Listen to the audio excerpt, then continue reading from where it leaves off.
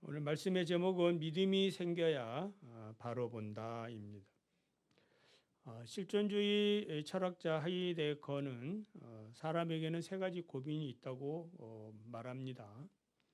세 가지 고민. 첫째 고민은 물질에 대한 것이고, 두 번째 고민은 사람에 대한 것이고, 세 번째 고민은 자기 자신에 대한 고민입니다. 사람은 누구나 어떻게 하면은 잘 살 수 있을까? 그 물질에 대한 그런 고민들을 많이 합니다.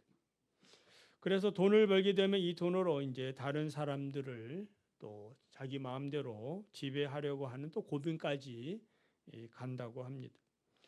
자, 이것이 이제 성공을 하면은 자기 자신에 대한 고민을 이제 빠지게 되어지는데, 하이데거는 이런 고민들을 해결하는 일이 매우 어렵다라고 얘기합니다. 첫 번째 고민은 이제 누구든지 열심을 내면 이제 고민을 풀 수 있다고 그래요. 열심히 살면 돈도 벌 수도 있고, 또 노력하면 많지, 뭐 땅도 사고 집도 사고 그럴 수 있다는 거죠. 근데 두 번째 고민은 그 사람에 대한 고민인데, 사람 관계 푸는 자가 많지 않다 그래요. 사람 관계가 갈등 관계 복잡하지요. 그러니까 모든 물질은 성공했는지 모르지만 사람 관계에 실패한 일들이 너무너무 많은 겁니다. 자, 그리고 세 번째 고민은 아무도 풀지 못한다라고 아주 그냥 자신 있게 얘기합니다. 자, 하이데거는 세 번째 고민, 자기 자신에 대한 이 고민은 사람 자신 스스로 그 고민을 해결할 수는 없다라는 말이에요. 누구를 만나야 해결한다는 거예요? 하나님을 만나야 해결할 수 있다. 하나님을 믿는 믿음이어야 된다라고 이야기를 합니다. 그래서 인생의 고민을 해결하려면은 믿음을 갖고 하나님을 만나야 된다라는 그런 이야기예요. 성경 히브리서 12장 2절을 보면 믿음의 주여 또 온전케 하시는 예수를 바라보라. 어떤 마음으로 바라보아야 하는가? 인생의 여러 가지 문제들을 생각하면서 바라보라는 그런 이야기죠. 내가 할 수 없는 영역들, 할 수 없으니까 바라보는 거 아니겠습니까? 할 수 있는데 뭐하러 바라보겠어요? 광야에서 그 독사의 독에 물려서 죽는 사람들이 그 노뱀을 왜 바라보겠습니까? 산다 그러니까 바라보는 거거든요. 안 그러면 그냥 죽는 겁니다. 살기 위해서라면은 바라보는 것이고, 그래서 우리 하나님께서는 인생을 구원하시기 위하여 예수 그리스도를 보내주셨고, 예수 그리스도를 바라보는 자는 산다. 모든 인생의 고민의 문제들이 해결을 받게 되어지는 것입니다. 오늘 본문을 이제 보면 예수님을 어떻게 바라봐야 되는가? 자, 22절을 보면은 예수님이 이제 벳사다에 이르렀을 때 사람들이 맹인 한 사람을 데리고 와가지고 예수님이 손대시기를 원했습니다. 손댄다라는 말은 이제 고쳐달라 이 말이죠. 그 맹인의 눈을 뜨게 해달라라는 그러한 그 요청입니다. 왜 사람들은 맹인을 데리고 왔을까요? 어떤 생각을 하면서 예수님 앞에 데리고 왔는가? 맹인이 불쌍해서 그럴 수 있죠. 그리고 맹인을 사랑해서, 또 예수 그리스도를 통해서 모든 고통의 문제에서 해결받기를 원하는 그런 마음으로 데리고 왔을 수도 있습니다. 그런데 그렇지 않다라는 데에 문제가 있는 것입니다. 좀 이따가 말씀을 드리고, 예수님은 사람들의 마음을 잘 알고 계십니다. 요한복음 2장 24절을 보면은 예수는 그 몸을 저희에게 의탁하지 아니하였으니 이는 친히 모든 사람의 마음을 아심이라. 예수님께서는 사람들이 데려온 맹인의 손을 잡고 마을 밖으로 데리고 나가지요. 그리고 그를 이제 치유한 다음에 집으로 보내면서 마을에는 들어가지 말라라고 이제 당부까지 합니다. 자, 왜 예수님께서는 이 치유된 이 사람 마을 안으로 들어가지 말라라고 했을까요? 자, 예수님이 지금 계신 곳이 어느 동네입니까? 벳세다입니다. 벳세다. 벳세다는 어떤 곳이냐? 벳세다는 예수님의 제자인 베드로, 안드레, 빌립의 고향이기도 해요. 벳세다는 이제 가버나움 부근에 있는 그 마을입니다. 오병이어의 기적을 일으킨 곳 벳세다 들판이죠. 자, 예수님께서는 이런 벳세다를 가버나움과 고라신과 함께 저주를 하셨습니다. 저주한 동네예요. 저주를 한 다음에 후에 있었던 사건이거든요. 마태복음 11장 21절을 보면 화 있을진저 고라시나 화 있을진저 벳세다야 너희에게 행한 모든 권능을 두로와 시돈에게, 두로와 시돈은 이방 그 도시지요. 이방인들에게 행했더라면은 저희가 벌써 베옷을 입고 제에 앉아 회개했을 것이다. 그런데 누구는 회개하지 않는다? 예수님의 말씀을 듣고 예수님의 그 놀라운 표적을 본 이 벳세다 사람들은 회개하지도 않고 오히려 예수님에 대해서 별로 안 좋은 그런 생각들을 하고 있었습니다. 자, 이런 상황에 이 벳세다 사람들이 예수님을 왜 데리고 왔을까? 당연하죠. 물어보나 말하죠. 이 지역이 갖고 있는 특성, 이 사람들이 가지고 있는 특성은 뭐예요? 맹인을 예수님이 고쳐줌으로 해서 뭐 하겠다는 거예요? 시험하겠다라는 의도가 깔려 있는 거예요. 그러니까 마태복음을 우리가 보지 아니하면은 뭐 무슨 일이 있었는지는 잘 몰라요. 그러니까 이미 예수님께서는 수많은 그런 이적과 표적을 통해서 벳세다 사람들이 하나님 앞에 돌아오기를 원했는데 이 사람들은 그런데 관심이 없었어요. 예수 그리스도는 살아계신 하나님의 아들이시라는 사실을 믿으려고 하지 아니하고 그냥 그 오병이의 기적만 보더라도 그걸 먹고 배부르니까 또 예수님을 따라오는, 표적을 보고 또 다른 표적을 구하는 그런 사람들이에요. 믿음을 구하지 않았다 이 말입니다. 믿음을 구하지 않는 사람들. 오늘도 우리가 하나님의 말씀을 들을 때 여러분 믿음을 구하시기를 바랍니다. 나는 믿음이 좋으니까 아멘 안 할래. 아멘 하세요. 아멘. 늘 믿음을 구해야 됩니다. 우리의 믿음이 더 약해지지 않도록 그래서 우리가 기도하고 예배드리고 성경 읽고 이 믿음을 지속시키기 위해서 부단한 노력들을 하고 있는 거 아니겠습니까? 이 믿음을 구하지 않는 표적만 구하는 이 벳세다 사람들, 이 사람들이 이제 이 맹인 한 분을 데리고 왔는데 그렇다고 해서 우리 예수님이 이 맹인을 이 나쁜 맹인아 저리 가라 또 너도 같은 무리다 이렇게 하지 아니하고 어떻게 한 거예요? 따로 그러니까 따로 이렇게 구분시키는 겁니다. 그 사람들의 의도대로 예수님이 응하지 않는 거예요. 이 사람들이 보는 앞에서 뭐 하기를 원하는 거예요?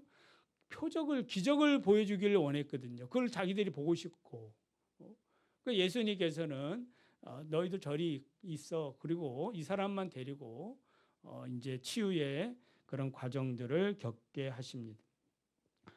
자, 두 차례에 걸쳐서 예수님이 기도해 주지요. 왜 두 차례에 걸쳐서 기도해 줄까? 아시는 분?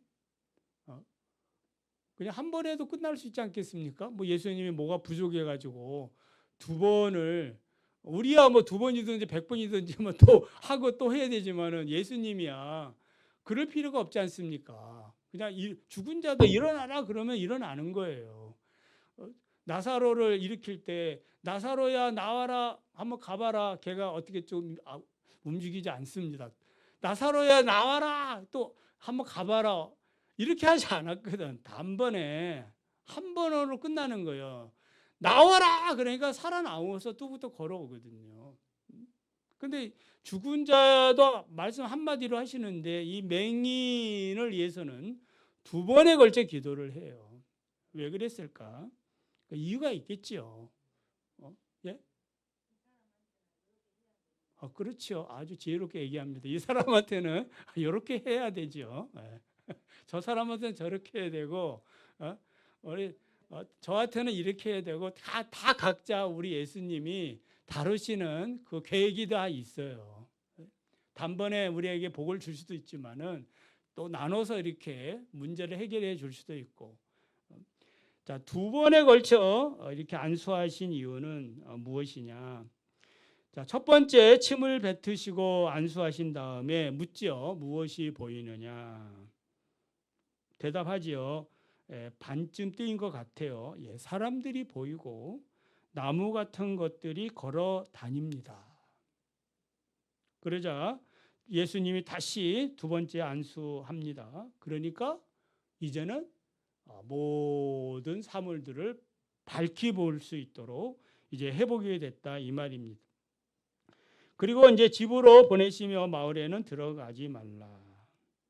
마을에 들어가지 말라라는 말은 또 베세다 사람들의 그 특성상 또 뭐 하는 거예요? 제2의 맹인이, 제3의 맹인이 또 다른 병자가 또 계속해서 예수님을 찾으러 올 것이 분명합니다. 물론 예수님 오시면 고쳐 주시겠지만은 예수님께서 이렇게 하시는 그 모든 그 행위는 그런 목적이 있는 것이 아니기 때문이에요.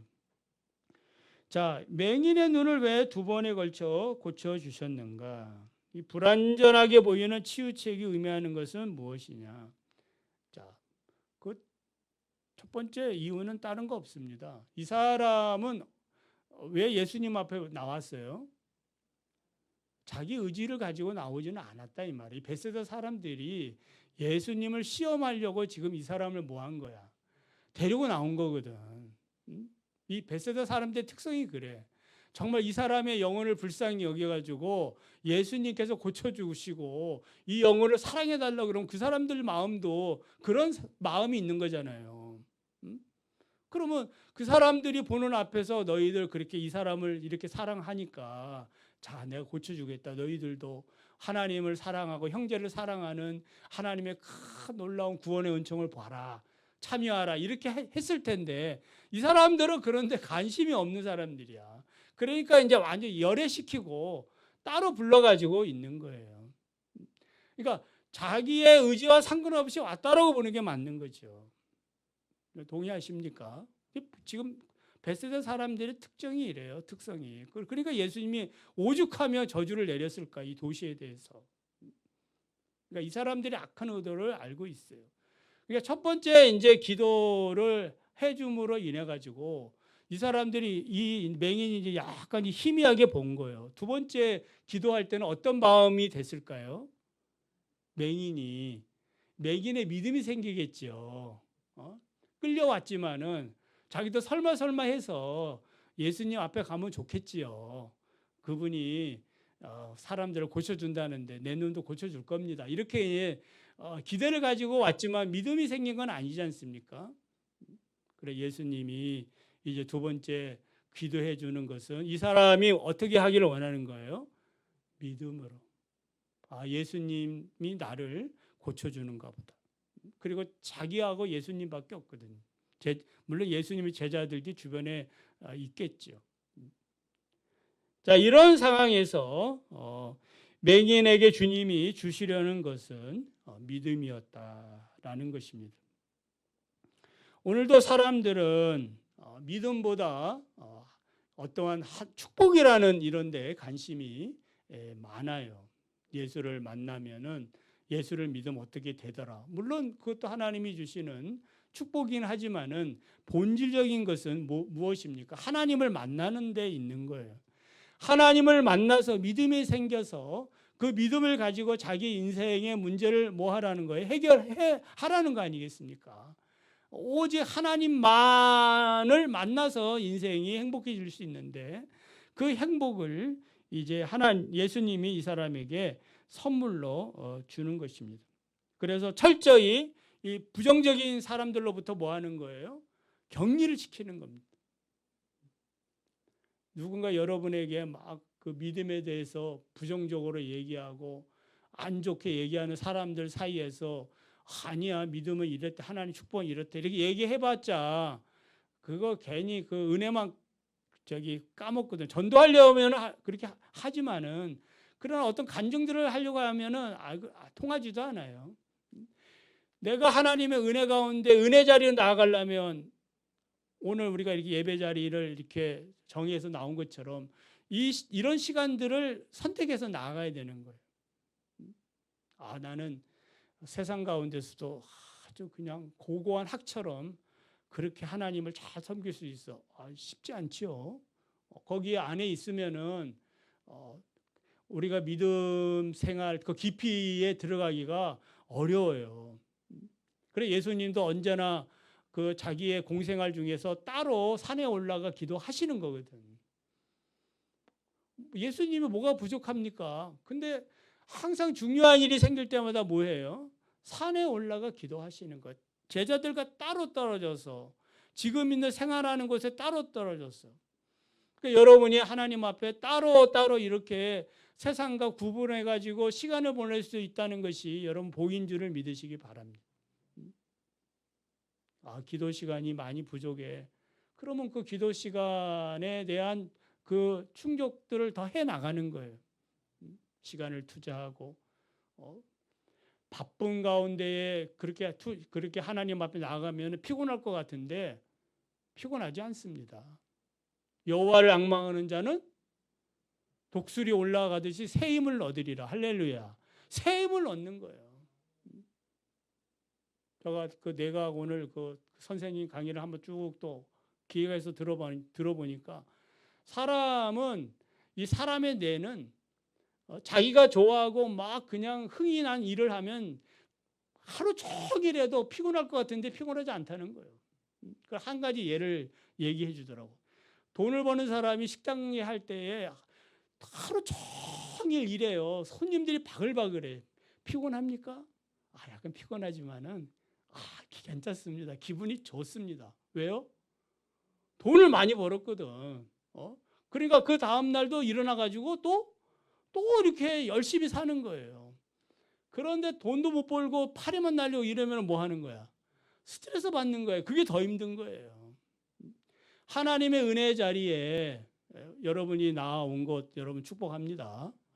그러니까 늘 하나님의 은혜 자리를 적극적으로 사모하고 그럴 때에 우리가 하나님을 경험하고 믿음이 생기고 그래야 믿음이 이런 것입니다라고 믿음이 약한 자들에게 얘기해 줄 수 있는 거예요. 그래 기도하십시오. 내가 해보니까 이렇습니다. 저렇습니다. 뭔가 자기가 경험한 얘기를 해줄 수 있어야 된다 이 말이죠. 나도 잘 모르는데 이러면 곤란한 겁니다. 우리 중심교회 성도님들은 우리 장로님부터 신앙의 경험들이 있어야 되는 거예요. 그래서 이런 경우에 이렇게 하시고 저런 경우에 저렇게 하시고 자기의 어떤 경험담도 필요한 겁니다. 그래서 지금 이 맹인은 예수님과 1대1로 있으면서 이제 주님과의 그런 긴밀한 교제의 시간을 갖기를 원했던 거 아니겠습니까? 그것도 비슷한 얘기가 요한복음 9장에 보면 실로암 맹인의 눈을 뜨게 하는 장면도 나와요.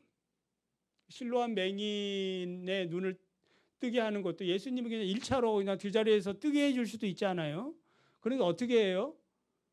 저기 그 연못에 가기도 어려워요. 그냥 못이 박혀 있는 게 아니라 이렇게 지하실처럼 꾸불꾸불 내려가지고 밑에 내려가야 된다 이 말이에요. 그것도 누가? 장님이 맹인이 지금 그 일을 하는 거예요. 예수님이 의도한 것은 무엇이에요? 순종함으로 가면서 사람들이 묻죠. 너 당신 어디 갑니까?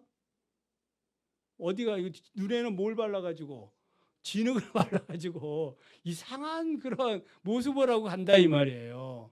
사람들이 다 알거든. 미스터 맹인 어디가? 지금 예수님이 내 눈에 이 진흙을 발라가지고 실로암 못에 가서 씻으면 낫는데 나 그거 믿고 가는 거야. 말리지 마 이러면서 이제 분명히 그 씻음으로 해가지고 뭐 한 거예요? 믿음이 생기고 예수님의 말씀을 마음에 두고 끝까지 갔더니, 그래서 실로암의 뜻이 뭐예요? 보냄을 받은 자. 그러니까 보냄을 받는 자는 믿음으로 보냄을 받는 거예요. 말씀의 순종함으로 보냄을 받는 것입니다. 오늘도 우리가 하나님의 말씀을 들을 때에 여러분에게 하나님이 원하는 건 1대1로 좀 더 깊이 있는 교제를 나누기 위함이에요. 그래서 주님을 어떻게 좀 더 바르게 보고 분명하게 보고, 내가 전에 알고 있었던 그런 주님보다 더 위대하신, 살면 살수록 더 위대하신 주님을 경험하고 그 주님 안에서 믿음 생활 잘 하면서 사시기를 간절히 원합니다.